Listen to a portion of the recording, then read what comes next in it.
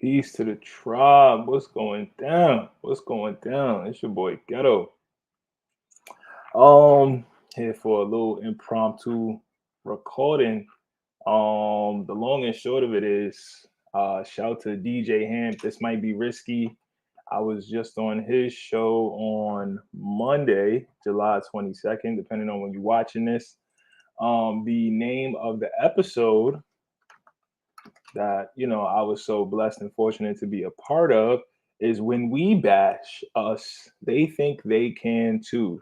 The conversation went in a lot of different directions, but the long and short of it was I brought up the Moynihan report, and also known as the Negro family, the case for national action.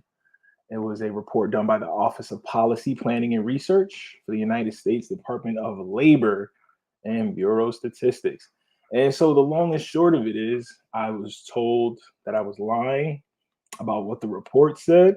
I made the inference that the report spoke to a time where sisters who, when given the option to fix their families and reunite their families, even as their men entered the middle class and got trades and got skills, that sisters, instead of going off of public assistance and reuniting their families and fixing the situation, they increased the amount of public assistance they took. Whereas in other communities, when they men got their stuff together, it decreased and went down.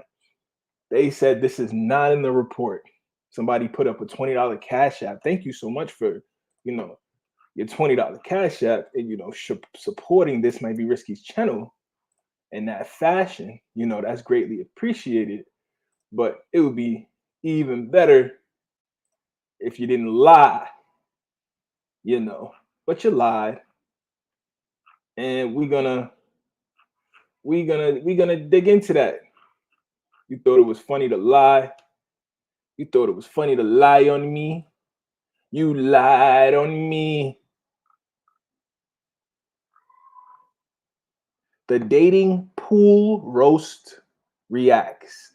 Said no, the Moynihan report said overall black men were hostile to their workplace and families. It didn't say anything like that towards women. Read it again. Please don't cite that report. It doesn't look good to black men. Interesting. So again, shout out to the dating pool roast reacts for giving $20 to the DJ Ham show, because she didn't have to do that, aka This Might Be Risky's podcast. She didn't have to do that, or that person didn't have to do that. I don't want to assume the gender of the person. But thank you so much for supporting black media and holding it down like that. But you're a liar. You're wrong. You're 100% wrong. And I hope the dating pool roast reacts, sees this, and I'm gonna tag you in this, and we gonna dig. We gonna dig. Let me show y'all what they said. Share the screen.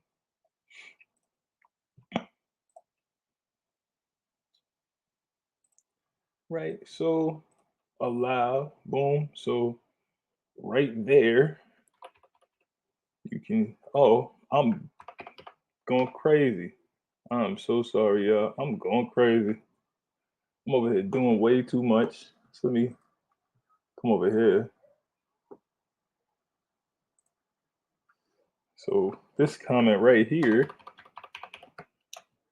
and they still live, still going at it. Absolutely. They still doing a thing, knocking it down. See if I can get to that comment again. When she sent me, I love you, you lie to me. Yes, I do. Yes, I do. Once again. Bum, bum. And there was a bunch of lies about Minister Farrakhan. Oh, we could get into all that. But listen, no, the Moynihan report does not said overall black men were hostile to their workplace and families. It didn't say anything like that towards women. So it does not say the dating pool roast reactions put $20 to say. It does not say that women decided to stay on the public dole and turned their backs on black men, even as they got skills, got trades, came into the middle class, and were able to take care of their families financially and be responsible. The report says that they continue to go on public assistance, and it increased While in other groups of women, when their husbands got their stuff together, they got off of public assistance and started to put their communities back in order. Well, let's see. Let's see. I'm lying, right? Okie dokie. I'm lying. Matter of fact, let's leave this here. Let's leave this here so we can revisit this. We can revisit this. Let's leave this here so we can revisit this, right? Oh, you being petty. You being petty. You being sassy. You being sassy. Why you so sassy? Y'all is too much, alright?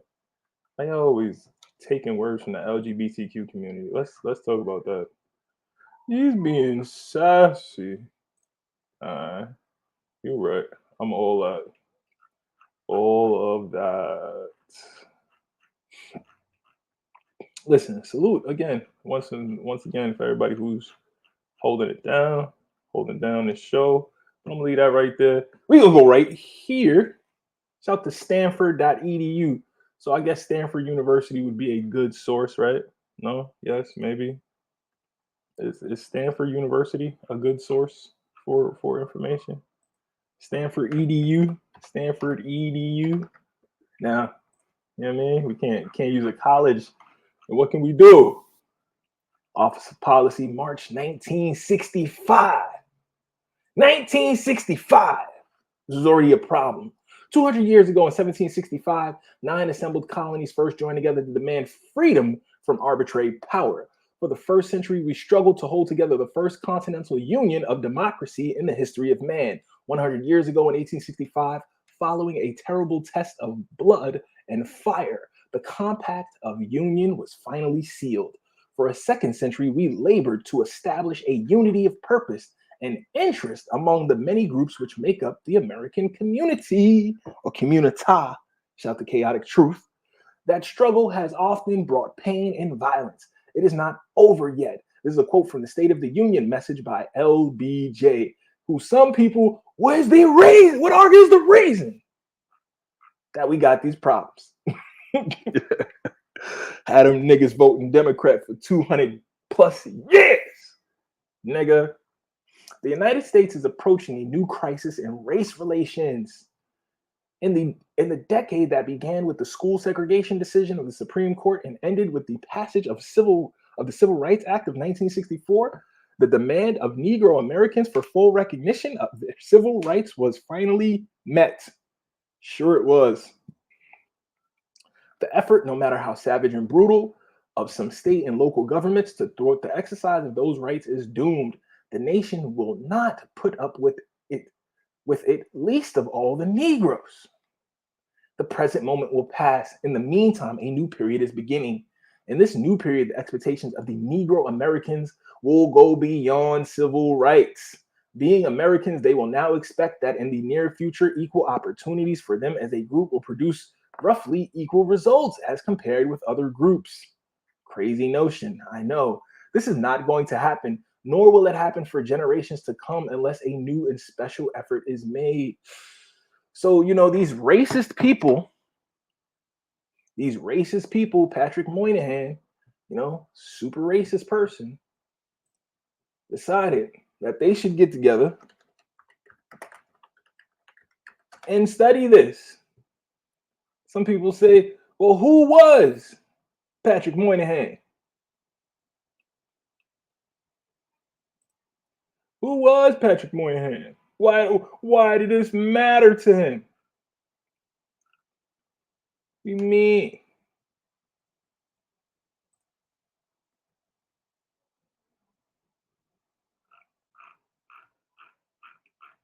So those that care to know, let's do a little deep diving. We on pbs.org. Daniel Patrick Moynihan, biography and career. Daniel Patrick Moynihan had one of the broadest public careers. Look at this racist man who did a report about fixing your community. Served 4 terms in the Senate of New York under 4 presidents, 2 Republicans and 2 Democrats. Born March 16th, in Tulsa, Oklahoma. I like this. I like it. I like it. I like it. Okay, fellow Piscean, son of John Henry Moynihan and Margaret Phipps. Active duty in the Navy. Thank you for your service. He had a bachelor's of naval science from Tufts University. Fletcher School of Law. So this man was a lawyer, assistant in government at the Fletcher School of Law, student in the London School of Economics and Political Sciences in London. Whoo! So my man got degrees from America and went overseas. Moynihan, budgeted assistant, United States Air Force Base in England. Volunteer of Robert Wagner Jr. Did PR for the Internal Rescue Committee. He was a lecturer at Russell Sage College. This man was not playing. He publishes The Epidemic on Highways, his first major work of journalism, advocating the improvement of safety in automobiles. So this man, this is what apparently this man was really, doing research and due diligence, as many senators do, to try to get laws passed to positively affect not only his constituency and his local state, but the country at large. Director of the Government Research Project, Syracuse University. Member of the Joint Center for Urban Studies of Massachusetts Institute of Technology. So the Joint Center for Urban Studies is at MIT and Harvard University. So the Joint Center for Urban Studies is a MIT and Harvard University campaign. And guess who put out the Moynihan report? Joint Center for Urban Studies. Assistant professor of political science. So this dude studied political science, guys. This dude, he's not just some foolish person. Writes papers for Kennedy campaign. Kennedy wins election, defeating Richard Nixon. PhD from Fletcher School of Law and Diplomacy. In articles, Moynihan advocated for federal school aid for Catholic schools and defends the record of party bosses in Tammany Hall, which is a very important Masonic lodge in New York, arguably the first Masonic lodge. And Chief Tammany, one of the very important chiefs that established relations with the settlers when they first came here. Why you know all this, Ghetto? Shut up. I know. Losers, read a book. Report President ad hoc published Beyond the Melting Pot, The Negroes, Puerto Ricans, Jews, and Italians in Igris of New York. In his classic work, Glazer and Moynihan challenged the concept of the United States as a homogenous society in which ethnic differences become less important over time. So he's the person who did the melting pot thing. Wow.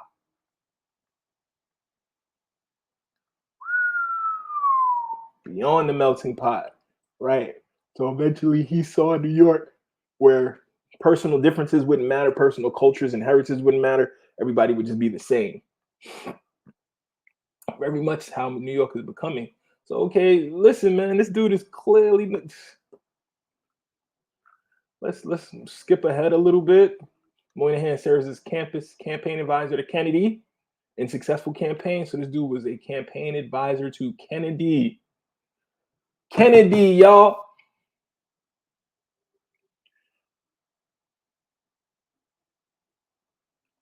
Report of President's Task Force on Manpower entitled 1/3 of Nation Young Men Found Unqualified for Service. Task force in which Moynihan served, established by Kennedy, became a basis for the war on poverty. Because if they're unqualified for service, maybe there's something wrong with the way they're being raised. Come on.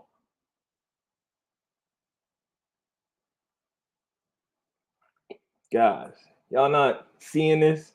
So in 1965, President Johnson's speech, initially drafted by Moynihan at Howard University, calling for equality of result, not simply equality of opportunity. Johnson signs Voting Rights Act into law August 6. 5 days later, race riots erupt in Watts, leaving 34 dead. The riots usher in 3 years of summertime riots in the U.S. Wow, 3 years of summertime riots. I did not know that. In October, students burn draft cards and start of increasing protests of Vietnam War. The Labor Department report on the Negro, the case for national action, comes out in March, known as the Moynihan report. The paper outlined what is said as a new crisis in race relations. Such a result.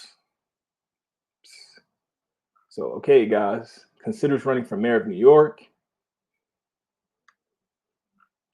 This is not a slouch. This is somebody who really put his work in, y'all. Up until the point he got to that point, he joined the Nixon White House as urban affairs counselor and cabinet member. Come on, man. This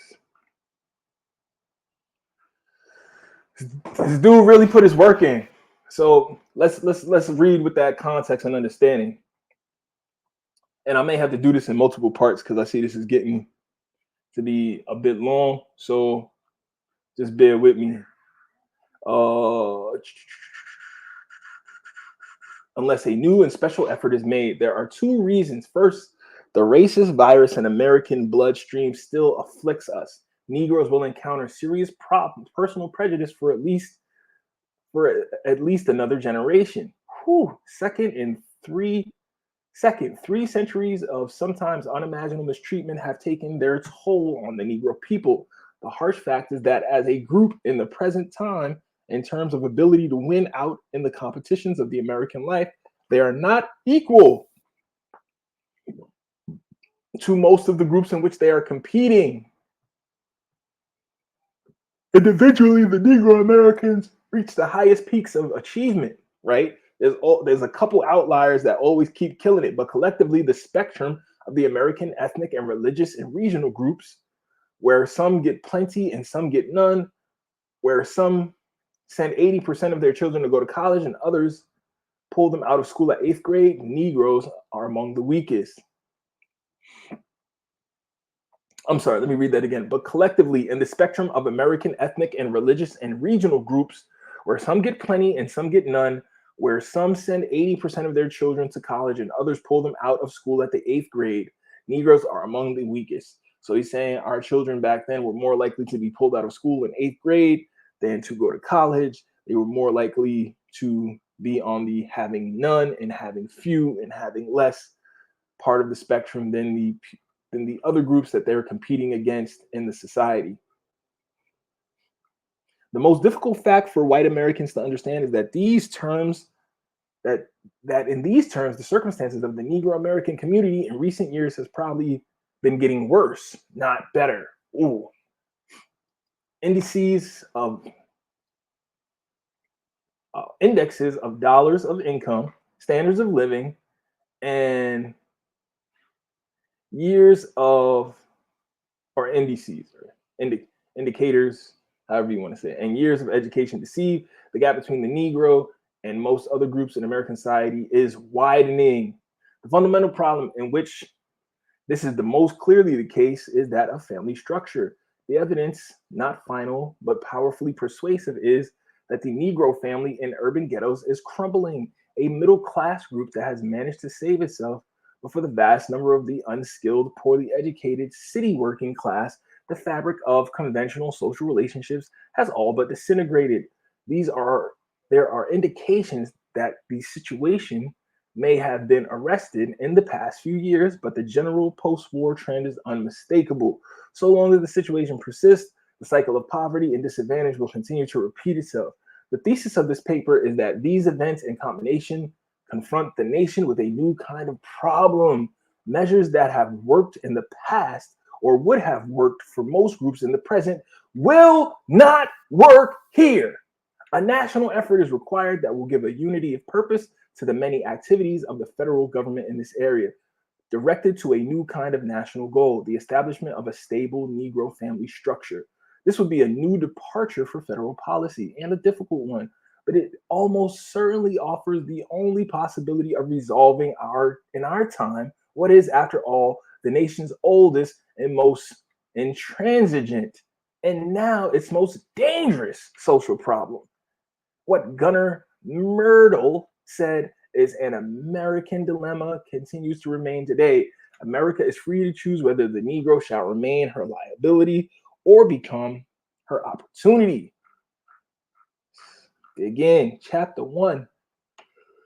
The Negro American Revolution. The Negro American Revolution is rightly regarded as the most important domestic event in the post-war period in the United States. Nothing like it has occurred since the upheavals of the 1930s, which led to the organization of the great industrial trade unions, and in which turn profoundly altered both the economy and political scene. There have been few other events in our history. The American Revolution itself, the surge of Jacksonian democracy in the 1830s, the abolitionist movement, and the populist movement of the late 19th century, comparable to the current Negro movement. They know who got the juice. I got the juice. I got the juice. Juice. Juice. Juice. There has been none more important. The Negro American Revolution holds forth. The Negro American Revolution holds forth the prospect that the American Republic, which at birth has flawed by the institution, the American Republic, which at birth was flawed by the institution of Negro slavery, and which throughout its history has been marred by the unequal treatment of Negro citizens, will at last redeem the full promise of the Declaration of Independence.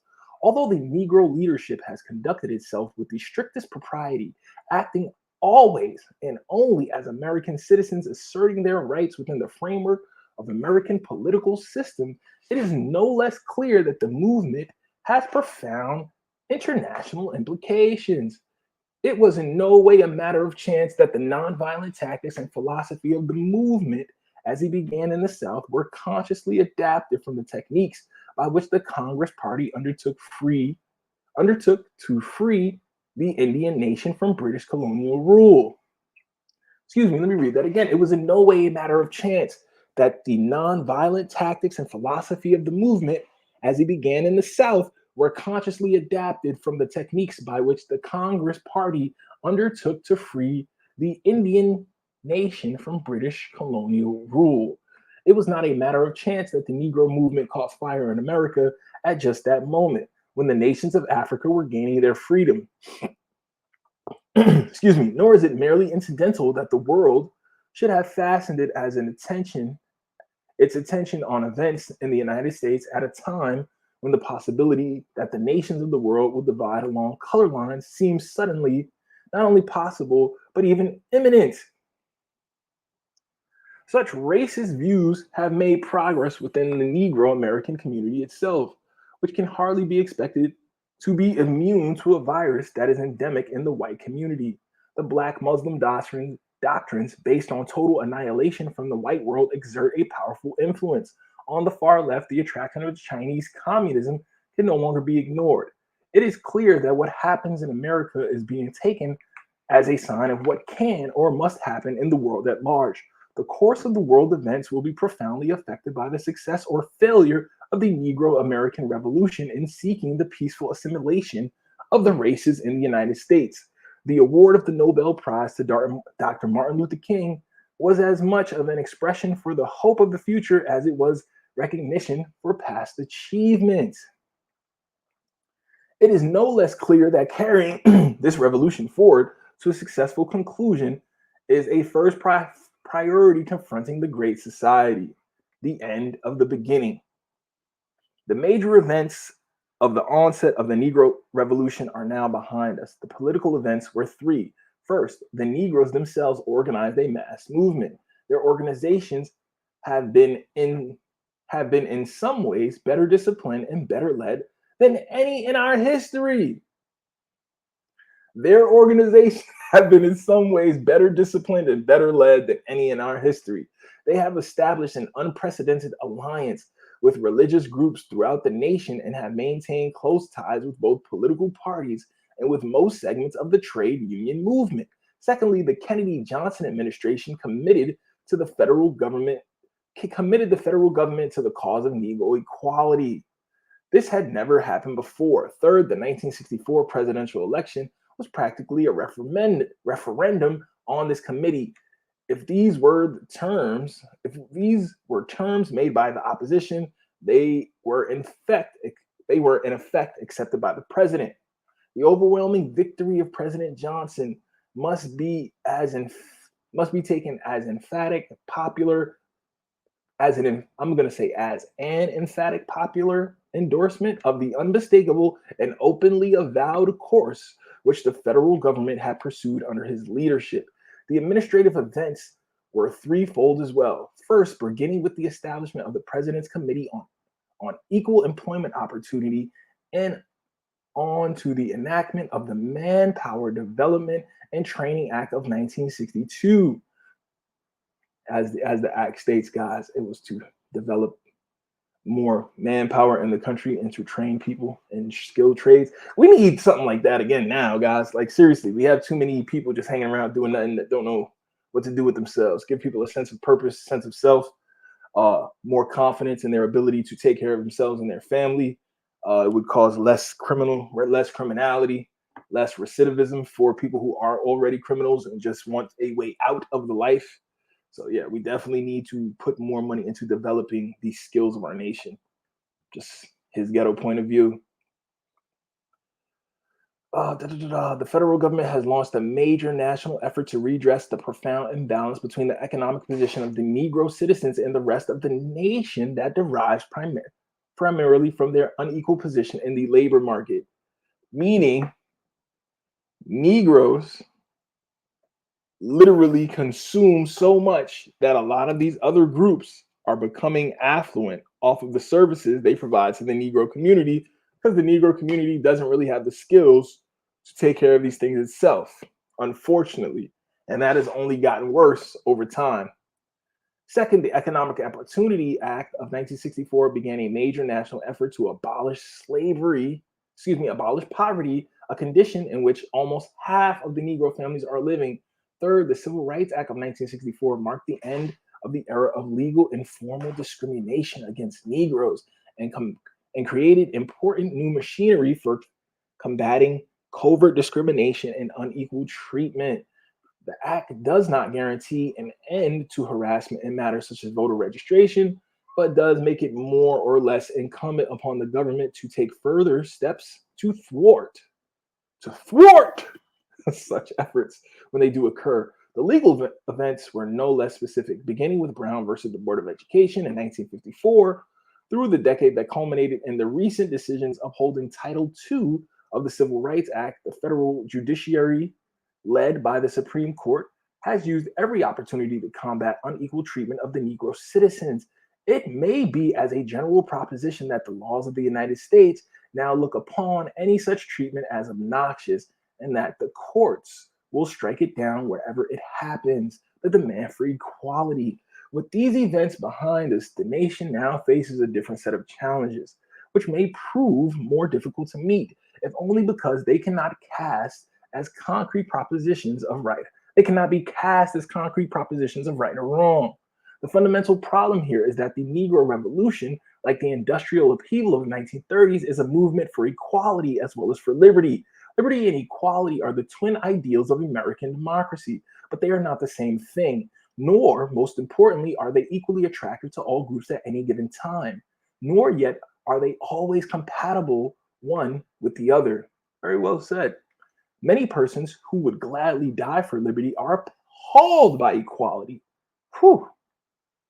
Many persons who would gladly die for liberty are appalled by equality. Man, you could say that 10 times and it wouldn't be enough. Many who are devoted to equality are puzzled and even troubled by liberty. That, man, if this is not facts, is still going on right now.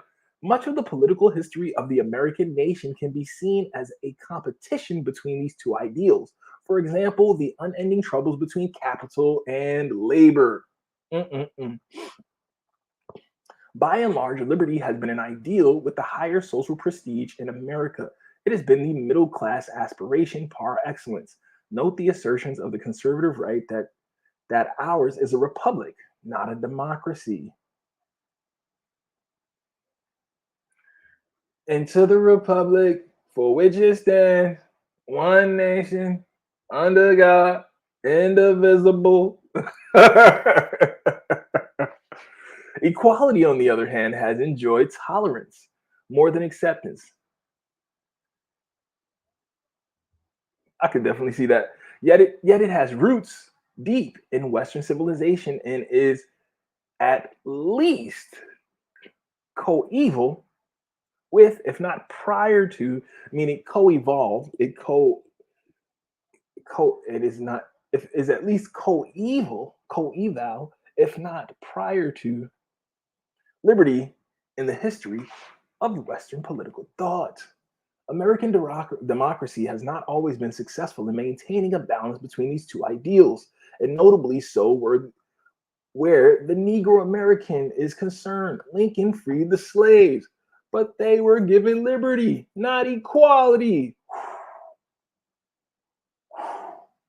Whew, whew. That's a gunshot. Lincoln freed the slave, though he didn't. Though that's cat. But they were given liberty and not equality, because you could look up the word emancipate, and it comes from the Latin root emancipe, which means to remove from my hand, but not from my control. The Latin root emancipe means to remove from my hand, but not from my control. So I can say, this is my tape. I control this tape. Emancipe. I took the tape out of my hand. It's still my tape, though. And then I still tell that tape what the F to do. It's my goddamn tape. It was therefore possible in the century that followed to deprive their descendants of much of their liberty as well. The ideal of equality does not ordain that all persons end up as well as start out equal. In traditional terms, as put by Faulkner, there is no such thing as equality per se, but only equality to equal right and opportunity to make the best one can make of one's life within one's capability without the fear of injustice or oppression or threat of violence. But the evolution of American politics with the distinct persistence of ethnic and religious groups has added a profoundly significant new dimension to that egalitarian ideal. It is increasingly demanded that the distribution of success and failure within one group be roughly comparable with that within other groups. It is not enough that all individuals start out on even terms if the members of one group almost invariably end up well to the fore and another far to the rear. It doesn't matter if both the groups start out on even playing fields, if everything that is in the construct to nurture both groups or to nurture all the groups skews or is leaned to one group doing better. So you could give my family and family A and family B, or take me out of it. You give family A and family B and family C $1 million apiece. But the rules of the society, according to this argument they're making, are all skewed to family C to do well. By the end of 3 years, family C will have the majority of family A and B's money because everything in the society is skewed to them prospering. So they may run all the stores, they may have all the businesses, they may provide all the services, they may produce all the consumable goods, and that would lend itself to the resources of family A and family B just slowly making their way over to family C. The energy, the money, the finances, the motion, just all going in one direction.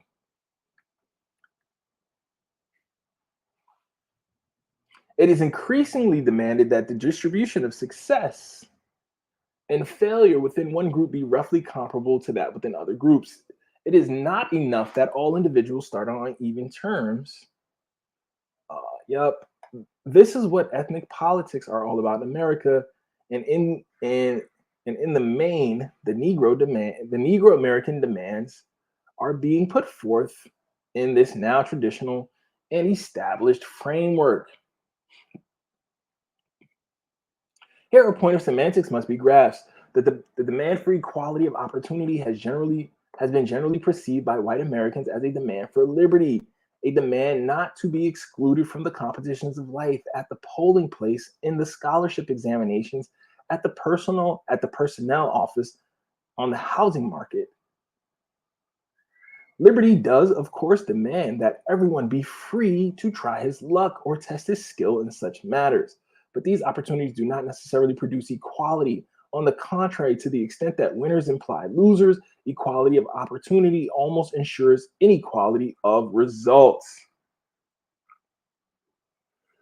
That's deep. That's really deep concept. That's like it's almost like saying, yo, if me and Michael Jordan go play one-on-one and Mike in his prime, it could be Mike on the Wizards. He's going to cook me. We both started out at 0, and he still cooked me. Mike in his 50s would probably cook me. Mike in his 60s might cook me. But they saying, yeah, I mean, it could be game could be 5. Maybe if I have 4 and I have ball first, you know what I mean, and he let me shoot a jumper, now, you know what I'm saying? Now, maybe if I hit this Jimmy before he blocked my shot, you know what I mean? I hit him with the little hezzy, I might be able to get it off. The point of semantics is that equality of opportunity now has a different meaning for Negroes than it has for whites. It is not, or at least no more. Yeah, God, y'all already know how I feel about this black and white stuff. It's just a report. Let's just keep going. It is not, or at least no longer, a demand for liberty alone, but also for equality in terms of group results. In Bayard Rustin's terms, it is now concerned not merely with the removing of barriers to full opportunity, but with the achieving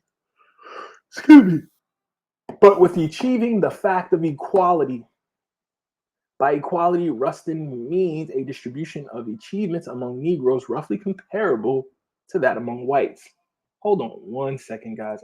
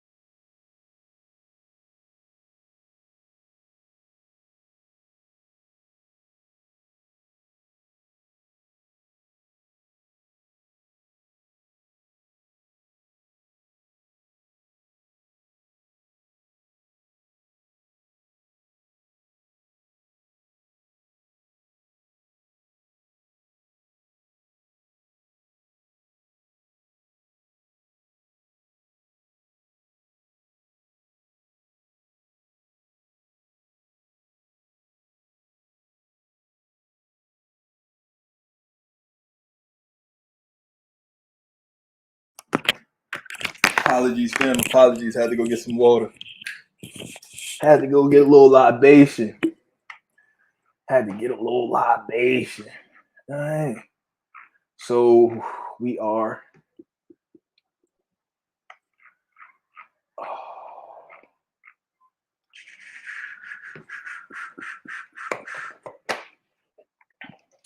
We were continuing on in demand for equality. I'm going to move up just a little bit.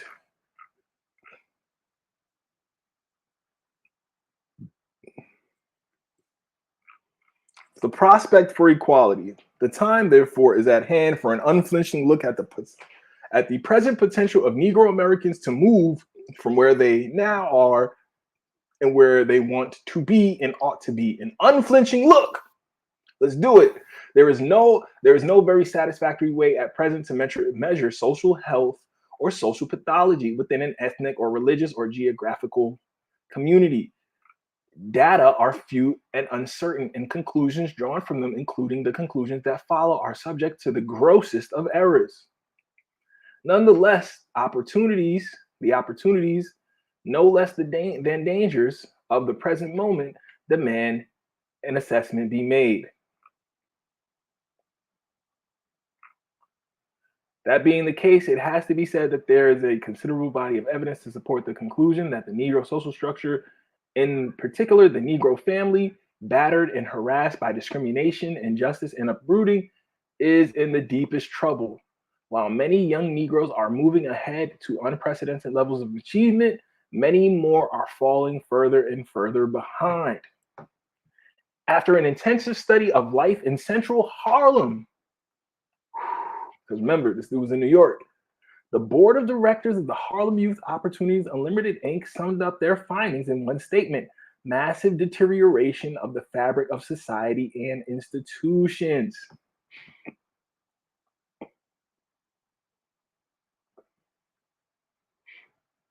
Mm-mm-mm.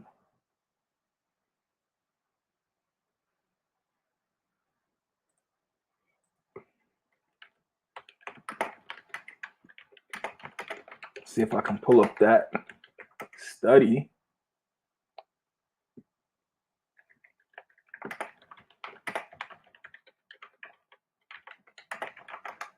I would love to have my hands on that study.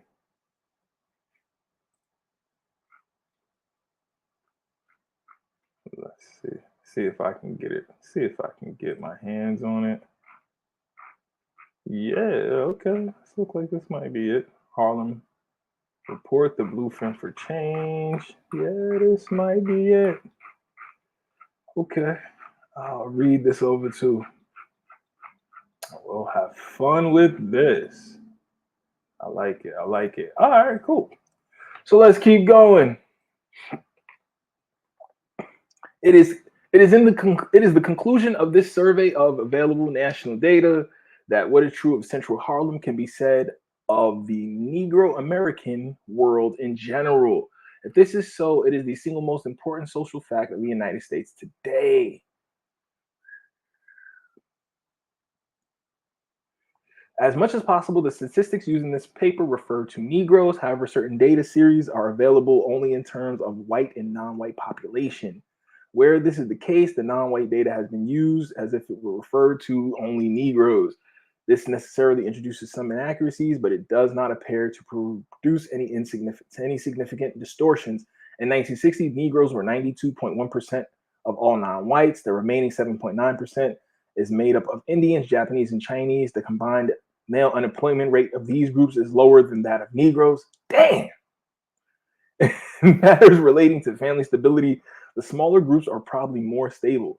Thus, 21% of Negro women who have ever Thus, 21% of Negro women who have ever been married are separated, divorced, or their husbands are absent for other reasons, like their goddamn mouth. The comparable figure for Indians is 14%, Japanese 7%, Chinese 6%.